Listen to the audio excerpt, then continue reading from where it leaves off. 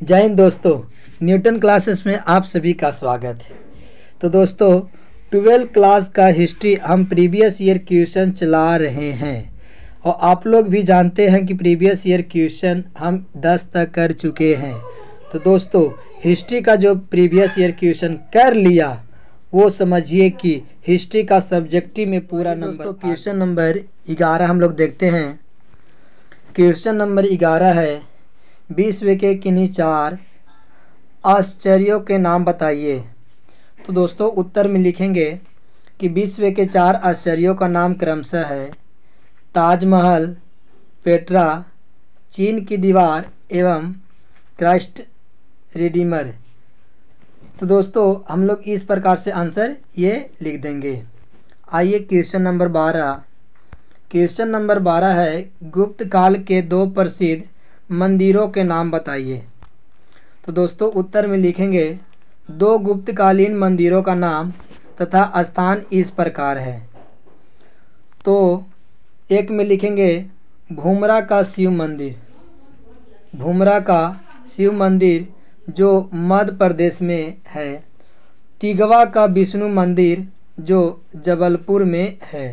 तो दोस्तों आप लोग के सब्जेक्टिव के साथ साथ ऑब्जेक्टिव भी आप लोग को बन रहा है, तो अच्छे से देखिएगा और जो ऑब्जेक्टिव बन रहा है उसे याद भी कीजिएगा।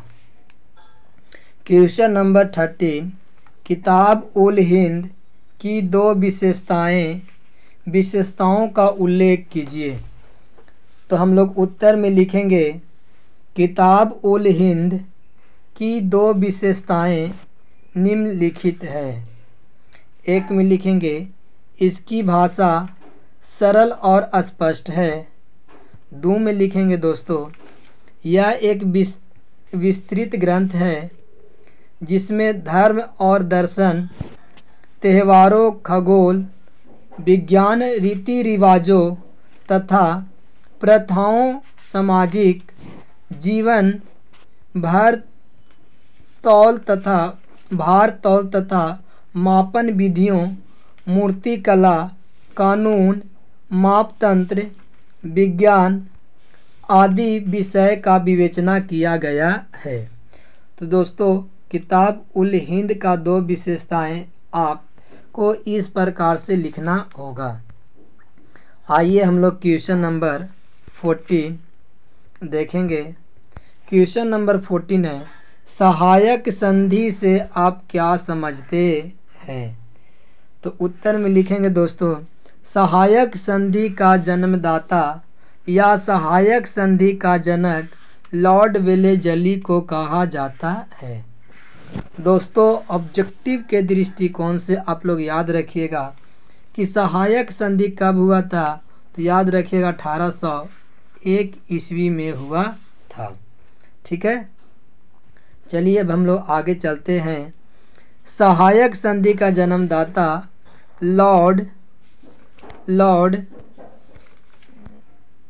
लॉर्ड वेलेजली को कहा जाता है। लॉर्ड वेलेजली को कहा जाता है।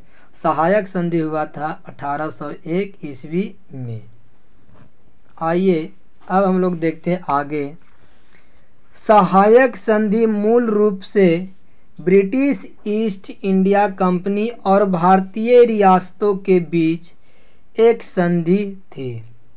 ठीक है, जिसके आधार पर भारतीय राजों ने अंग्रेजों के हाथों अपनी संप्रभुता खो दी थी।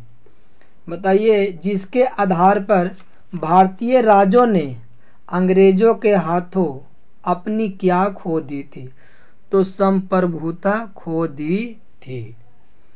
यह एक बड़ी प्रक्रिया थी जिसके कारण भारत में ब्रिटिश साम्राज्य का निर्माण हुआ। इसे 1798 से 1805 तक भारत का गवर्नर जनरल लॉर्ड वेलेजली के द्वारा बनाया गया था। इस सहायक संधि के अंतर्गत कहा गया कि लॉर्ड वेलेजली ने भारतीय प्रांतों पर नियंत्रण रखने, फ्रांसीसी प्रभाव को कम करने और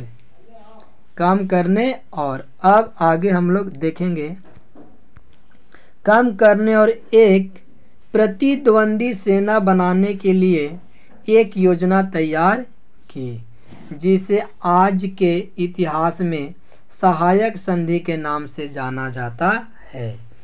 तो दोस्तों यह क्वेश्चन आप लोग की इस प्रकार से आंसर लिखना, एकदम सिंपल शब्द में 1 से 2 बार ध्यान से पढ़िएगा।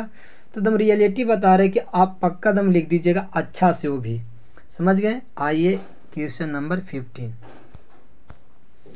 प्लासी का युद्ध कब और किसके मध्य हुआ था? प्लासी का युद्ध कब और किसके मध्य हुआ था? आइए हम लोग देखते हैं, उत्तर में लिखेंगे प्लासी का युद्ध 23 जून 1757 को ब्रिटिश ईस्ट इंडिया कंपनी और बंगाल का नवाब सिराजुद्दौला के मध्य हुआ था। ब्रिटिश ईस्ट इंडिया कंपनी और सिराजुद्दौला के मध्य हुआ था। चलिए आइए हम लोग नेक्स्ट क्वेश्चन नंबर 16। आईन अकबरी के अनुसार भूमि को किन किन वर्गों में वर्गीकृत किया गया था? तो किन किन वर्गों में किया गया था? तो चलिए उत्तर हम लोग किस तरह से लिखेंगे, सो देखिएगा ध्यान से। उत्तर में लिखेंगे आईन अकबरी के अनुसार पता चलता है कि अकबर के शासन काल में भूमि 4 वर्गों में वर्गीकृत किया गया था। ये पहला आप लोग के लाइन लिख देना है। फिर उसके बाद लिखेंगे एक एक भूमि के कौन वो 4 गो भूमि थे। ठीक है, पहला भूमि देखेंगे पोलज भूमि, पहला भूमि था पोलज भूमि। ठीक है, यह प्रथम श्रेणी की भूमि थी जिस पर प्रत्येक समय खेती होती थी। ऑब्जेक्टिव के दृष्टिकोण से वह कौन सा ऐसा भूमि था अकबर के समय, वह उस भूमि को क्या कहते थे जो प्रत्येक समय खेती की जाती थी? तो दोस्तों ऑब्जेक्टिव के हिसाब से ये कहला जाएगा ये पोलज भूमि। तो ऑब्जेक्टिव से यहाँ क्वेश्चन यदि बनेगा तो इस प्रकार से बन सकता है। आगे, और वर्ष में 2 फसलें ही प्राप्त की जाती थी, जबकि इस भूमि से प्रति वर्ष सरकार को भूमि कर प्राप्त होता था। अब दूसरा भूमि देखेंगे प्रति भूमि। यह वैसी भूमि थी जिस पर लगातार 2 से 3 वर्ष खेती करने के पश्चात पुनः उर्वरा शक्ति प्राप्त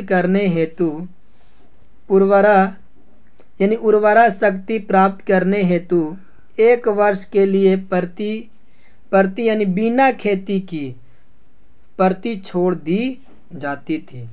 यानी कि 1 साल के लिए परित छोड़ दिया जाता था। क्या चीज के लिए दोस्तों? उर्वरक शक्ति के लिए। आइए हम लोग 3 देखते हैं, 2 देख लिए। तीसरा था छच्छर भूमि। कौन सी भूमि? छच्छर भूमि। यह वह भूमि होती थी जो कृषि करने के लिए या उर्वरा शक्ति को बढ़ाने के लिए 3 या 4 वर्ष भूमि को प्रति छोड़ दी जाती थी। 3 से 4 वर्ष भूमि को परित छोड़ दिया जाता था। वह कौन सा भूमि कहलाता था? तो याद रखिएगा छच्छर भूमि। कौन सी भूमि? छच्छर भूमि। बताइए प्रत्येक वर्ष प्रत्येक समय खेती की जाती थी, वह कौन सी भूमि? तो बोलेंगे पोलज भूमि। बताइए 1 वर्ष के लिए मतलब 1 वर्ष के लिए परित छोड़ दिया जाता था, वह कौन सी भूमि? तो दोस्तों उस भूमि को याद रखेंगे पोलज प्रति भूमि। क्या याद रखेंगे? प्रति भूमि। अब देखेंगे 4 बंजर भूमि। कौन सी भूमि? बंजर भूमि। यह भूमि सबसे निम्न कोटि की भूमि थी। जो 5 वर्ष के लिए खाली छोड़ दी जाती थी। वह कौन सी ऐसी भूमि थी जो 5 वर्ष के लिए खाली छोड़ दिया जाता था? वो था दोस्तों बंजर भूमि। आइए हम लोग क्वेश्चन नंबर 17 को देखते हैं। बहुत इजी सा क्वेश्चन है। अकबर का जन्म कब और कहाँ हुआ था? तो दोस्तों हम लोग लिखेंगे उत्तर में कि जलालुद्दीन मोहम्मद अकबर का जन्म 15 अक्टूबर 1542 ईस्वी में अमरकोट में हुआ था। तो अकबर का जन्म हुआ था 15 अक्टूबर 1542 ईस्वी में। कहाँ हुआ था? तो याद रखिएगा अमरकोट। तो ये ऑब्जेक्टिव में ये क्वेश्चन बन जाता है कि अकबर का जन्म कब हुआ था? तो 15 अक्टूबर 1542। आइए हम लोग नेक्स्ट क्वेश्चन देखते हैं। Question number 18 number question, Mughal दरबार में प्रचलित अभिवादन के 2 तरीकों का उल्लेख कीजिए। तो उत्तर में लिखेंगे मुगल दरबार में प्रचलित अभिवादन के 5 तरीके थे, जिनमें से आपको 2 ये तरीका के लिखना है। समझ गए? तो 5 तरीका हम इसलिए बता दे रहे हैं ताकि आपको 5 गो में से जो आपको 5 याद कर लीजिए, जो अच्छा लगेगा, जो याद रहेगा वो लिख दीजिएगा। तो ट्रिक से लिखेंगे या ट्रिक देख लीजिए। शिल्पा भूमि को 4 भागों में बांटो, यानी सी से हो जाएगा सीजादा, दंडवत लेटना, और पा से हो जाएगा पायबोस यानी पाँव चूमना, और जा से हो जाएगा दोस्तों जमी बोस यानी भूमि बोस। क्या हो जाएगा? भूमि बोस यानी भूमि चूमना, तो जमीन चूमना। और उसके बाद हो जाएगा कोर्निया। क्या हो जाएगा? कोर्निया, झुककर अभिवादन करना।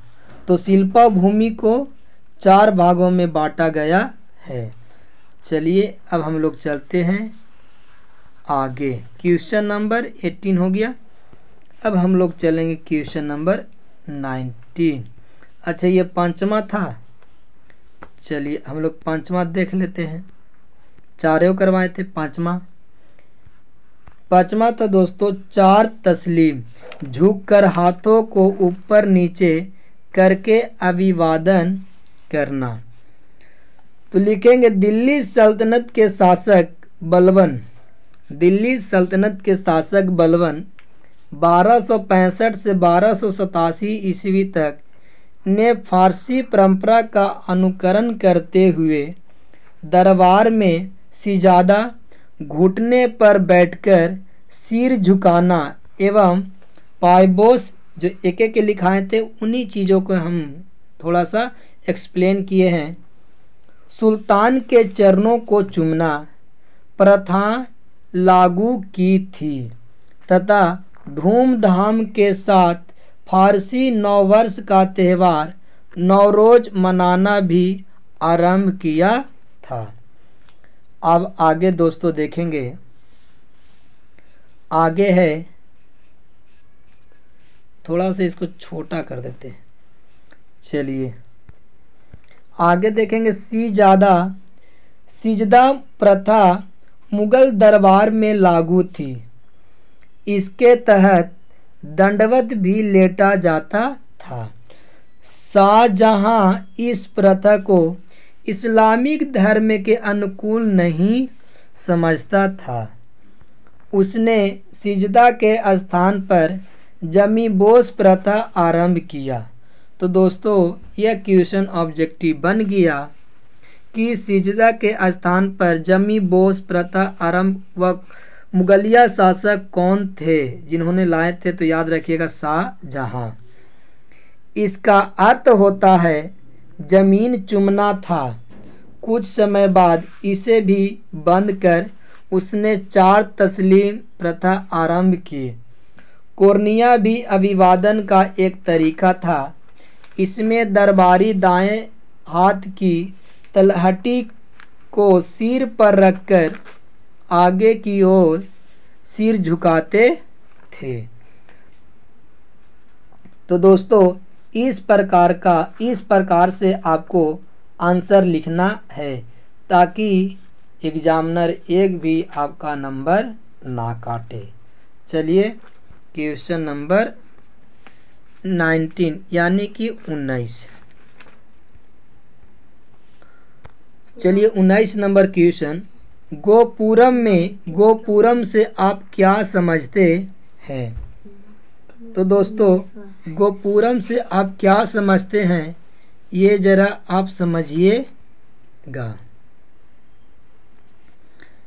चलिए इसको उत्तर में लिखेंगे कि गोपुरम प्रवेश द्वार को कहा जाता है। गोपुरम प्रवेश द्वार को कहा जाता है, जबकि विजयनगर शासकों ने मंदिरों में गोपुरम का निर्माण कराया। विजयनगर के शासकों ने मंदिरों में गोपुरम का निर्माण कराया, जबकि ये अत्यधिक विशाल एवं ऊंचे होते थे और ये सम्राट की ताकत की याद दिलाते थे, जो इतनी ऊंची मीनार बनाने में सक्षम थे।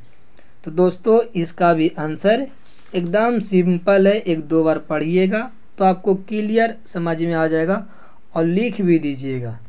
आइए क्वेश्चन नंबर 20 और ये आखिरी क्वेश्चन।